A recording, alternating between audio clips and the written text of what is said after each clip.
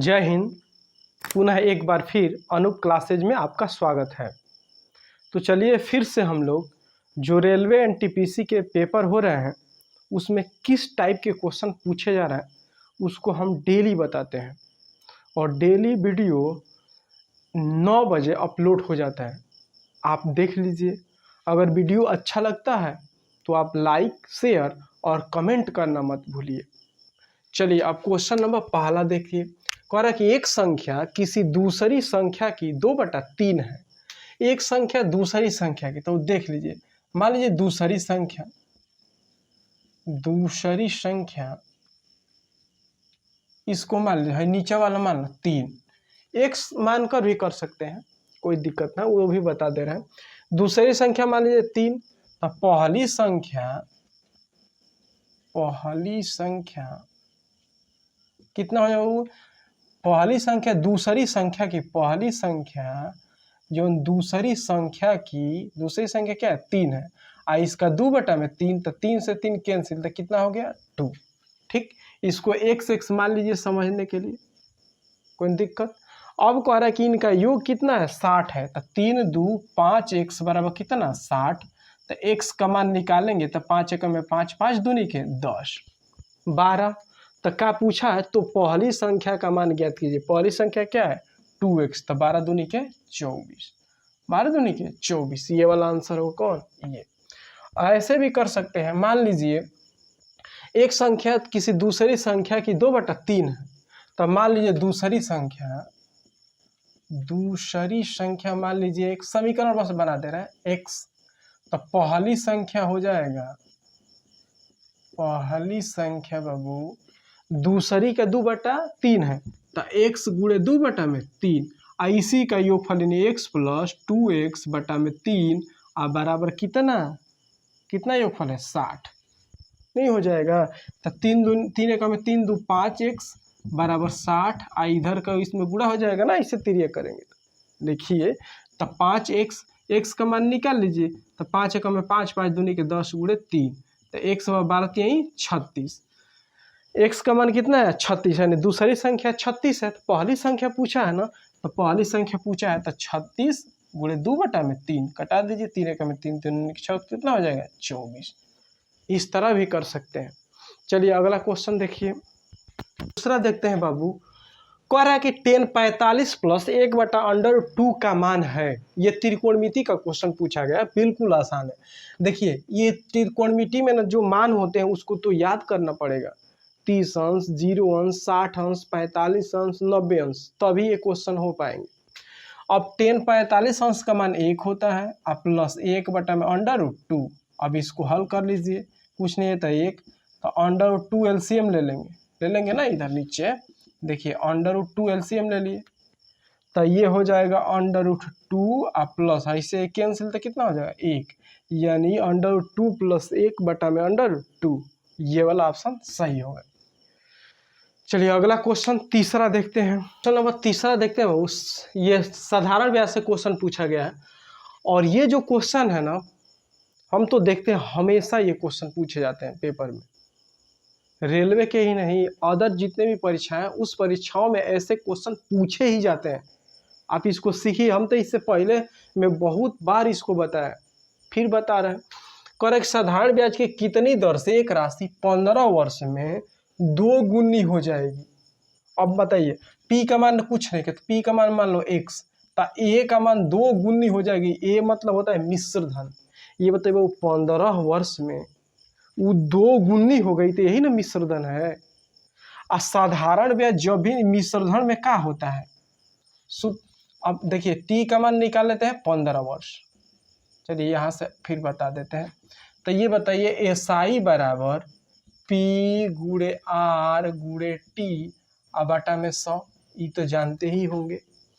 अब एगो सूत्र पहले बताया कि ए बराबर पी + एसआई होता है, अर्थात ना मिश्र धन में मूलधन होता है और साधारण ब्याजो जुड़ा रहता है मिश्र धन में। देखिए अगर किसी से आप 100 रुपये उधार लिए आप 5% वार्षिक दर से, तो 2 वर्ष के बाद आप 100 रुपये नहीं देंगे। अब न जब लौटाएंगे तो वही जितना ब्याज होगा मूलधन में जोड़ कर देंगे। तब उसको फायदा होगा।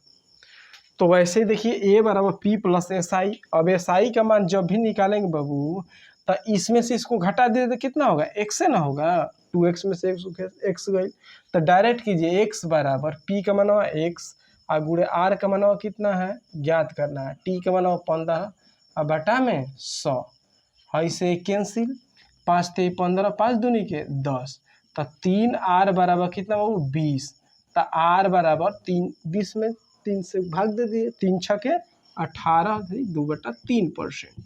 इतना तो आप जानते ही होंगे। 6 सही 2/3 तो देखिए कहाँ ये नंबर आंसर। चलिए अगला क्वेश्चन ज्ञात कीजिए। देखिए ये बिल्कुल आसान होता है, पहले 2 है ना तो 2 को लिख लीजिए, लिख लिए। अब 2 के पावर को बार है 1 2 3 4 5 तो 2 के पावर 5 लिख लो आ एगो घटा दो आ बटा में 2 के पावर 5 इधर 2 ऐसे लिख लीजिए, बस हल हो गया।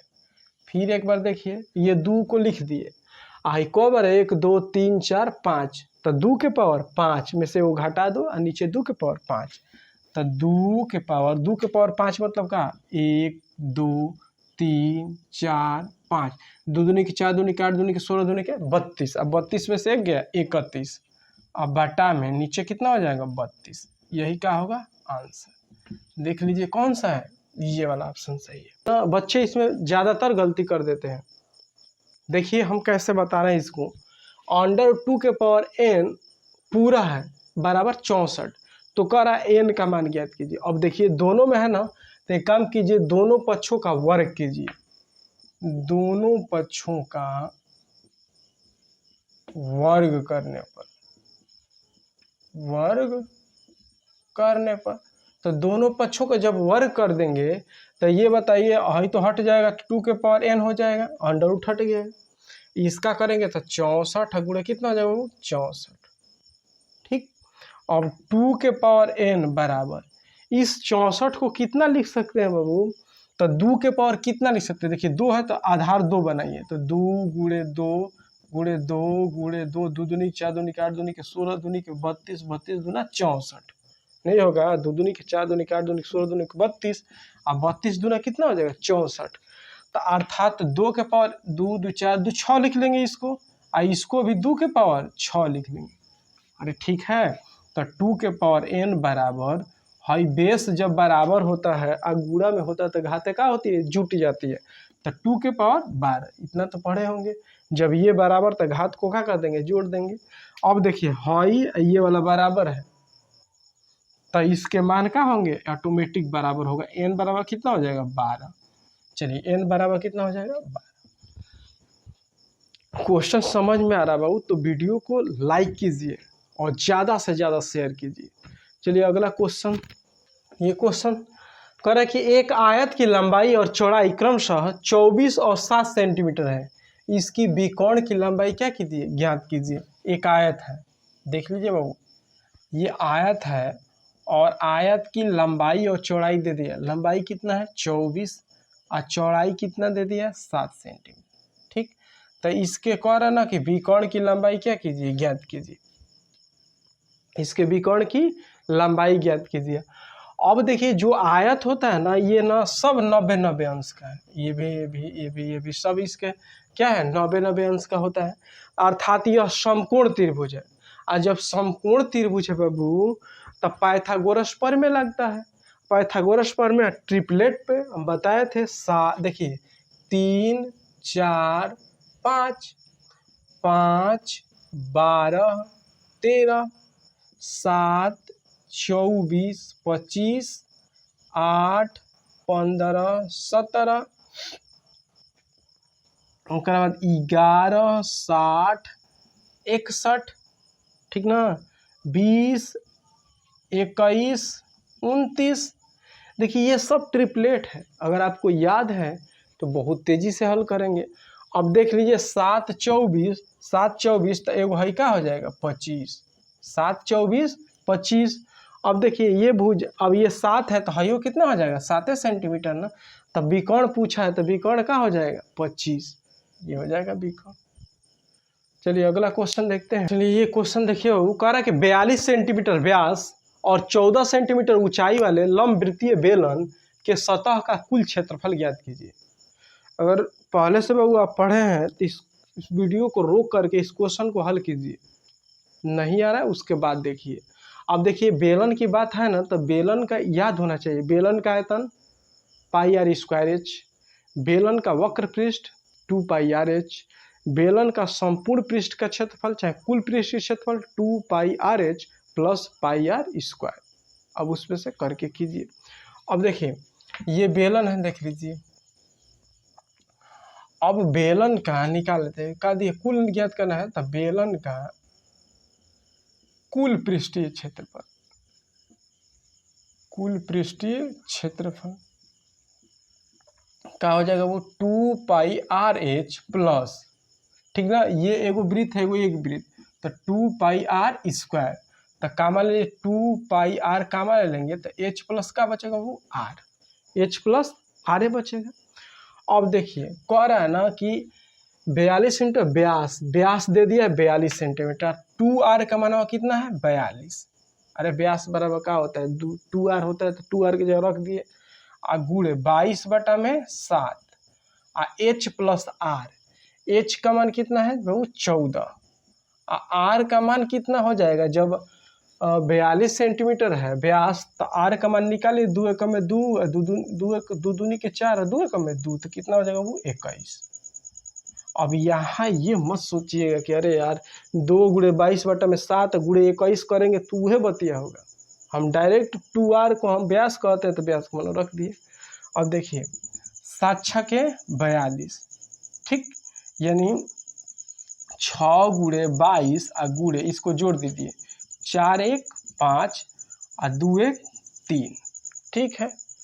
अब गुणा कर दीजिए, 6 दूनी के 12, 6 दूनी के 12 1 13 गुणे 35, अब इसका गुणा कर दीजिए 132 और 35 का जो गुणा करके जो आएगा वही आंसर होगा। देख लेते हैं, 5 दूनी के 10, 5 ते 15 1 16 और 5 एकम में 5 1 6, 3 दूनी के 6, तितली के 9, 3 एकम में 3, 0 6 6 12, 9 6 15, 1 16 के 6 में 1 3 1 4, 4620, देख लीजिए 4620, यही क्या होगा आंसर होगा। मेंसुरेशन में ये होता है ना बाबू, आपको सूत्र अगर याद है तो आप क्वेश्चनों को सॉल्व कर पाएंगे, अगर नहीं याद है तो दिक्कत होगा। चलिए अगला क्वेश्चन देखते हैं। चलिए 8वां क्वेश्चन देखिए, ये मिश्रण से क्वेश्चन पूछा गया है। कह रहा 38 रुपया प्रति किलोग्राम तथा 30 रुपया प्रति किलोग्राम चीनी को किस अनुपात में मिलाया जाए ताकि मिश्रण को 35.2 रुपये प्रति किलोग्राम में बेचने पर 10% का लाभ हो। देखिए वो इसको कैसे हम करेंगे, 38 रुपया है ना, तो एक तरफ 38 रुपया लिख लीजिए, हो गया, एक तरफ 30 है तो 30 लिख लीजिए, हाई बीचवा में लिखा जाता है क्रय मूल्य पाली, यहाँ से निकाल लीजिए। कह रहा 35.2 रुपये प्रति किलो में बेचने पर 10% लाभ होता है। ये बताओ 35.2 रुपये में बेचा तनी तो 10% लाभ हो रहा है ना, तो क्रय मूल्य निकालेंगे तो ऊपरा का होगा 100 और नीचे वाला लाभ हो रहा है कितना 10, तो 100 कितना हो जाएगा 10, एगो जीरो से एक जीरो कैंसिल। अब 10 का गुणा करेंगे तो ये 10 हट जाएगा, बटा में 11, 11 तिया 33, 11 दूनी के 22, ठीक। तो अब यहाँ पर रख दीजिए 32, अब इसमें से इसको क्या कीजिए घटाइए, तो कितना 30, देखिए बड़े में से छोटे को ही घटाया जाता है, तो ये बताइए अब 32 में से 30 गया कितना हो जाएगा 2। ये मत सोचिए कि अरे कभी इसमें से घटा रहे कभी इसमें से, वो नहीं दिक्कत, जो बड़ा होगा उसी में से घटा दीजिए, अब माइनस नहीं लगाना होता है। 38 में से 32 गया तो कितना हो 6, कटा दिए, 2 एकम में 2 और 2 3 6, यानी एक संबंध कितना हो जाएगा 3, एक संबंध 3, कौन सा ऑप्शन ये सही होगा, जो बड़ा होगा उसमें से ही घटा देंगे और माइनस का चिन्ह नहीं लगाते हैं। चलिए अगला क्वेश्चन देखते हैं। लेकिन जो बच्चे नहीं पढ़े होंगे ना, उनको भले ये देखते हुए कहेंगे कि ये तो बिल्कुल आसान है, लेकिन गलती कर देंगे। देखिए हम कैसे बता रहे हैं, इसको जब पलटोगे ना बाबू तो इसका चिन्ह प्लस हो जाएगा, तो देखिए 169 और बटा में 81 करेंगे ना, अब इसको पलट देंगे ना तो ये वाला चिन्ह हमारा प्लस हो जाएगा, 1/2 हो जाएगा। 1/2 मतलब अब ना कि इसका वर्गमूल, जैसे देखिए कहीं मान लीजिए हम लिख देंगे 169 के पावर 1/2, तो इसका मतलब यही इसका मान है 169, इसको यही कहते हैं 1/2 मतलब रूट में। तो ये बताइए हाई रूट में हो जाएगा ये, इसका मतलब ऐसे कर देंगे 169 बटा में 81। ठीक, तो यह किसका वर्गमूल है 13 का, और यह किसका है 9 का। तो 13 बटा में 9 जो ऑप्शन होगा वही का होगा, सही होगा। देख रहे हैं ना कितना आसान है, अगर नहीं जानेंगे तो गलती हो जाएगी। देखिए कौन सा ऑप्शन सही होगा, ये होगा ऑप्शन नंबर डी। चलिए अगला क्वेश्चन देखते हैं। ये देखिए वो क्वेश्चन नंबर 10 कह रहा है कि पी क्यू की लंबाई सेंटीमीटर में, पी क्यू इसका मान कह रहा है कि ज्ञात कीजिए। पी क्यू की लंबाई सेंटीमीटर में गणना करें यदि वृत्त की त्रिज्या 7 सेंटीमीटर है ना, वृत्त की त्रिज्या है कितना सेंटीमीटर, 7 सेंटीमीटर ये है। उसके बाद केंद्र O के माध्यम से रेखा Q बिंदु पर स्पर्श से मिलती है। ये Q रेखा पर स्पर्श से क्या होती है, मिलती है। जैसा कि OP बराबर 25, OP का मान कितना दे दिए 25। अब ये बताइए बाबू ये स्पर्श रेखा ये है ना, तो कितने अंश का कोण बनाएगी, 90 अंश का। और 90 अंश का, तो यह एक समकोण त्रिभुज है, और समकोण त्रिभुज है तो पाइथागोरस प्रमेय लगता है। अब पाइथागोरस प्रमेय से करेंगे तो थोड़ा सा लेट होगा, इसलिए हम तो हमेशा बताते हैं आप ट्रिपलेट को क्या कीजिए, याद कीजिए। ट्रिपलेट क्या होगा, देखिए हम हमेशा लिखते हैं यार 3 4 5, 5 12 13, और उसके बाद 7 24 25, 8 15 17, 9 40 41, 11 60 61, 20 21 29। ये ट्रिपलेट और है, लेकिन इतना याद है तो इन्हीं में से क्वेश्चन पूछे जाते हैं। अब देखिए समकोण त्रिभुज तो 7, हाई 25 हो गया, तो हाई कितना होगा 24, ये कितना हो जाएगा 24। तो क्या होगा ओपी का या पी क्यू का मान कितना होगा 24 सेंटीमीटर। देख लीजिए कौन सा ऑप्शन होगा, ये सही होगा। अगर बाबू वीडियो समझ में आ रहा है, इन क्वेश्चनों को आप समझ पा रहे हैं, तो लाइक कीजिए और ज़्यादा से ज़्यादा शेयर कीजिए। चलिए अगला क्वेश्चन देखते हैं। ये क्वेश्चन देखिए ये भी आसान है। कह रहे यदि एक वृत्त की परिधि 44 सेंटीमीटर है तो उसका क्षेत्रफल क्या होगा। तब वृत्त का परिधि का सूत्र आपको पता है 2 पाई आर होता है। अब वृत्त का क्षेत्रफल पाई आर स्क्वायर, तो 2 पाई आर का मान दिया है 44 सेंटीमीटर, तो आर का मान निकालेंगे तो 44 आइए हो जाए बटा में 22 बटा में कितना हो जाएगा 7 हो जाएगा ना। अब चलिए तो 22 दूनी 44 और 2 से 2 कैंसिल, तो आर बराबर कितना हो गया 7 सेंटीमीटर। तक का पूछा है वृत्त का क्षेत्रफल, तो वृत्त का क्षेत्रफल का सूत्र आपको पता होगा, क्या होता है बाबू पाई आर स्क्वायर होता है। तो 22 बटा में 7, आर का मानवा क्या हो जाएगा 7 गुणे 7, 7 से 7 कैंसिल, तो 7 दूनी के 14 और 7 दूनी के 14 एक 15 सेंटीमीटर स्क्वायर, क्योंकि क्षेत्रफल वर्ग इकाई में होता है। समझ पा रहे हैं। चलिए अगला क्वेश्चन देखते हैं। देखिए वो लास्ट क्वेश्चन है। करे किसी राशि के 12% का मान 108 रुपया है, वह राशि क्या है। अब मान लीजिए कि वह राशि x है, मान लो x है। अब x का 12% का मान कितना दे दिया 108। अब कटा दीजिए 12 नवा इल्ठोल से, तो x बराबर क्या होगा तिरिया गुणा कर दीजिए 900। x का मान कितना हो जाएगा 900। ऑप्शन नहीं लिखे हैं, भूल गए, कोई बात नहीं। हम लोग राशि x माने हैं तो x का मान 900 आता हुआ राशि कितना होगा 900। तो चलिए बाबू देखिए, अगर इस वीडियो के माध्यम से आप अगर हम समझा पा रहे हैं, आपको क्वेश्चन समझ में आ रहा है, तो आप लाइक शेयर और कमेंट करना मत भूलिए। और आज के लिए बस इतना ही, कल मिलेंगे नए ऊर्जा के साथ।